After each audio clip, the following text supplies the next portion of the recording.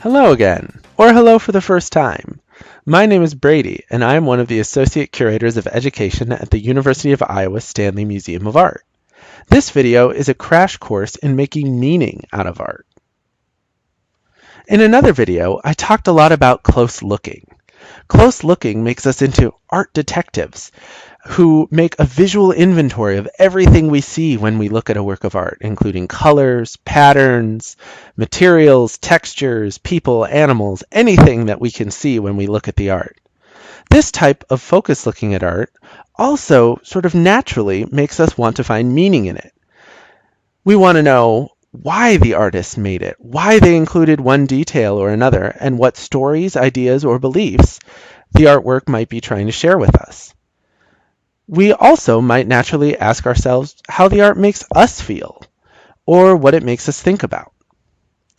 In museums, we have a name for this process of asking and answering questions. We call it interpretation. And you can see interpretation at work when you visit the museum, whenever you read a wall text or look at labels next to works of art in the galleries. And you can see a few examples here on the screen. Interpretation is all over the place. If we were going to interpret this work of art, how would we do it? Where would we start? We might ask some basic questions like, who made this artwork? What is it made out of? How is it made? Or what is the artist showing us? Thankfully, with this work of art, museum records can help us answer some of those basic questions. This work was made by contemporary artist Gte Anang, who lives and works mainly in Ghana. Many of us might recognize right away that this artwork represents an airplane.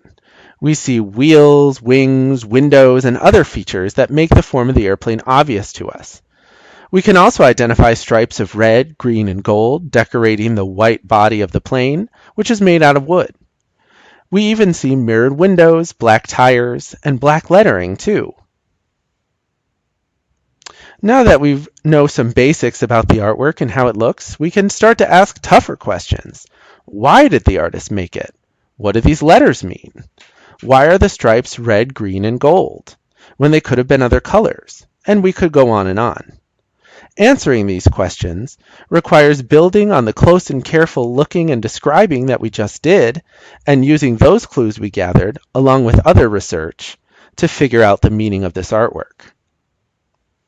In the case of this artwork, the museum staff had an awful lot of help answering our questions about the airplane because Gte Anang, seen over on the right, in the midst of working on an artwork, visited us at the University of Iowa in 2017. He worked in the museum's wood shop, he taught at the university, and he shared his time and talent with us. The knowledge he shared was critical in the museum being able to interpret this work of art and share it with you today. Gte Anang's airplane is a special type of coffin made by the Ga people who live in today's Ghana. The airplane coffin was originally designed by his grandfather for his grandmother, who dreamed of flying in a plane but was never able to in her lifetime, so the airplane shape reflects his grandmother's dream of flying. Museum staff and visitors don't always have the artist on hand to help us understand artworks, like we did when Gte Anang visited us, and could give presentations, like he's doing in the photo at the left. When museum staff don't have artists on hand, we have to get really creative in doing research. And research can be looking more closely at the artwork and other works like it, visiting a library or archive, or talking to people who knew the artist or people who are from the culture that the artwork comes from. Research and interpretation should always be carried out with compassion and respect, and that all starts with the careful looking and the questions that we ask.